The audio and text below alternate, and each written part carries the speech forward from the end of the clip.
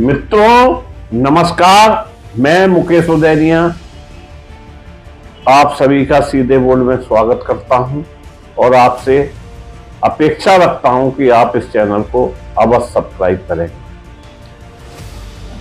आज supreme court में दिल्ली के मुख्यमंत्री अरविंद केजरीवाल की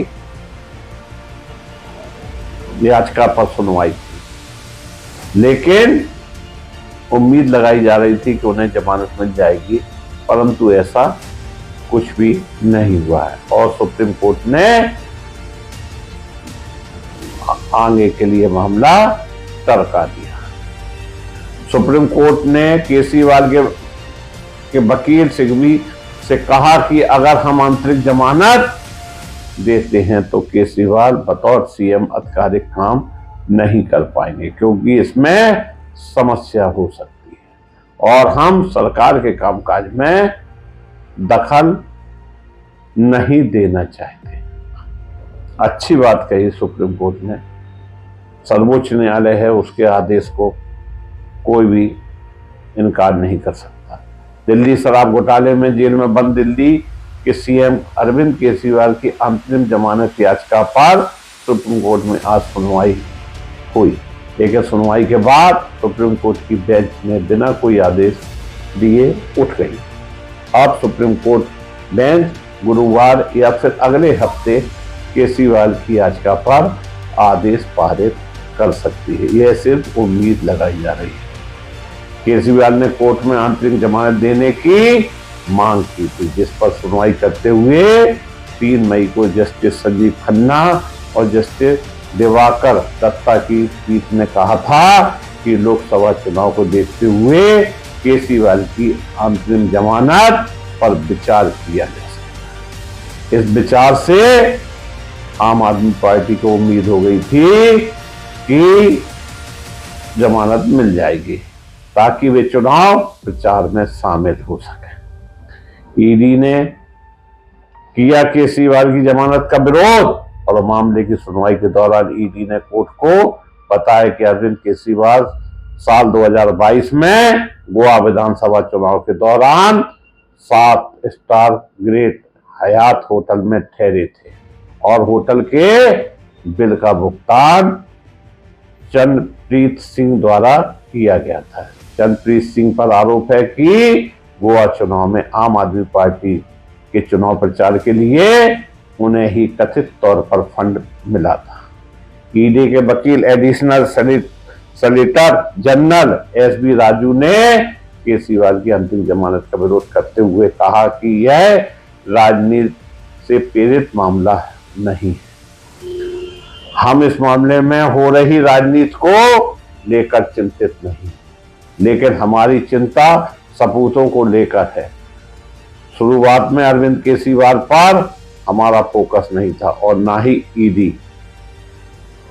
केजरीवाल के खिलाफ कार्रवाई पर विचार कर रही थी, लेकिन जैसे जैसे जांच आगे बढ़ी तो केजरीवाल की भूमिका साफ हो गई।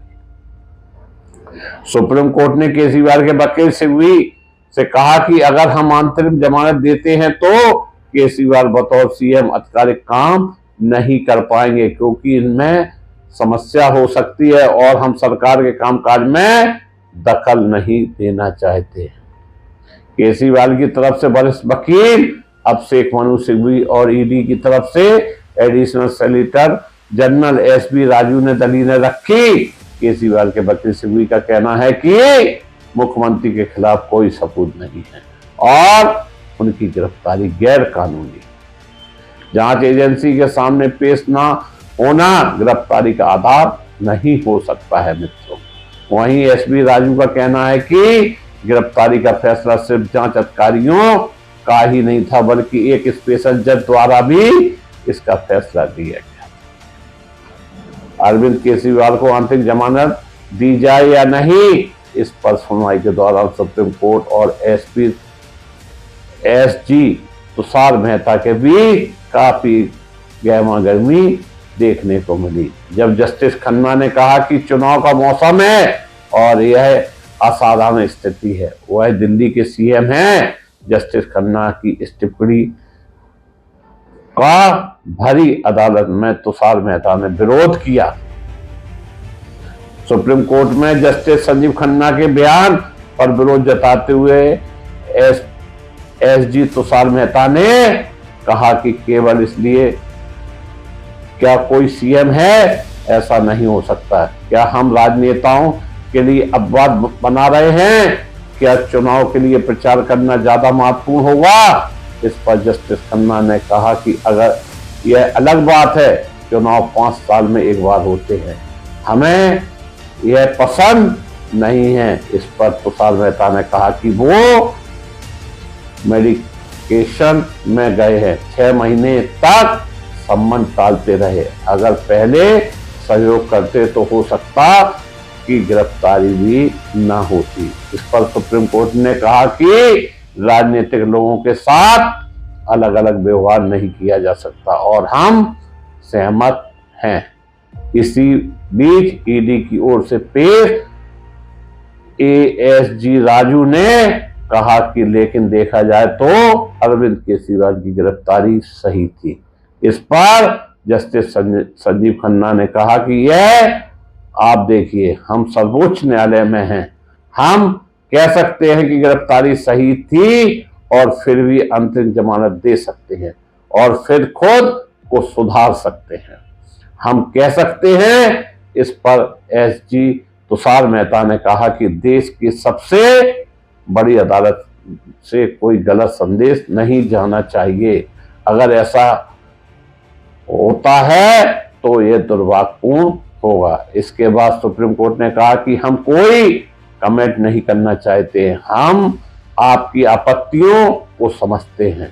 इस पर तुषार मेहता ने हाँ कि आपको इसको अब बात मत बनाइए और यह एक आम आदमी को हतोत्साहित करेंगे, यानी अगर आप मुख्यमंत्री हैं तो आपको अलग ट्रीटमेंट मिलेगा। अगर ऐसा हुआ तो देश का हर नागरिक जमानत मांगते हुए याचिका दाखिल करेगा।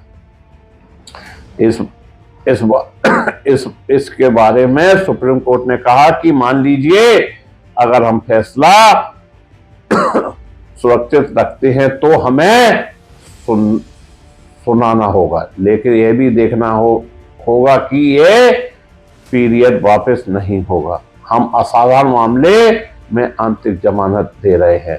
अरविंद कोई आदतन अपराधी नहीं है। इसके बाद तुषार मेहता ने कहा कि पीएम के पास मिनिस्ट्री होती है लेकिन इनके पास कुछ भी नहीं है।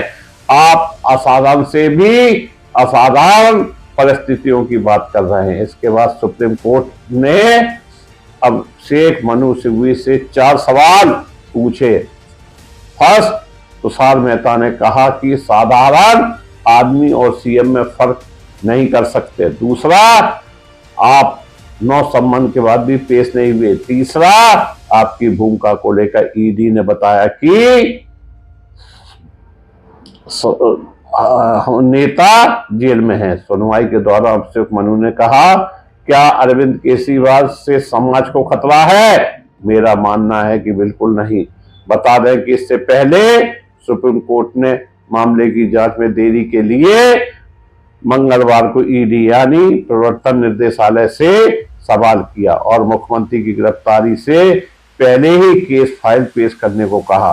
सुप्रीम कोर्ट के जज जस्टिस संजीव खन्ना और जस्टिस दिवाकर दत्ता की पीठ ने ईडी से मामले में आरोपी पूर्व उप मुख्यमंत्री मनीष सिसोदिया की गिरफ्तारी से पहले और बाद में केस फाइल को भी पेश करने को कहा।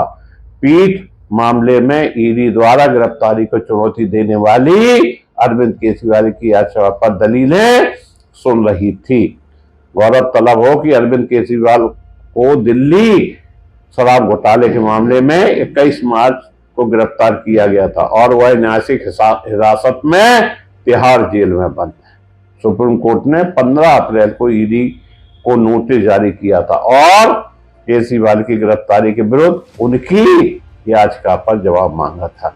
दिल्ली हाई कोर्ट ने 9 अप्रैल को अरविंद केजरीवाल की गिरफ्तारी को बरकरार रखते हुए कहा था कि इसमें से कुछ भी अवैध नहीं है और केजरीवाल के बार बार सम्मन की अवहेलना करने के बाद ईडी के पास बहुत कम विकल्प बचे।